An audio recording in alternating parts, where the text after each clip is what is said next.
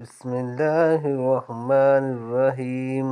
حدیث مبارک عبداللہ نے نافع سے اور انہوں نے حضرت ابن عمر رضی اللہ تعالی عنہ سے روایت کیا ہے کہ انہوں نے کہا، رسول اللہ صلی اللہ علیہ وآلہ وسلم نے فرمایا، جب تم میں سے کسی کا رات کا کھانا لگا دیا جائے، یعنی دسترخوان سجا دیا جائے اور نماز کے لیے اقامت ہو جائے تو کھانے سے ابتدا کرو، اور وہ شخص نماز کے لیے ہرگز جلدی نہ کرے یہاں تک کہ اسے کھانے سے فارغ ہو جائے۔ یعنی نماز کے لیے جلدی نہ کرے، پہلے کھانا کھا لے، بعد میں جا کر نماز پڑھے۔ صحیح مسلم حدیث نمبر 1244۔ سجدوں اور نماز کی جگہوں کا بیان۔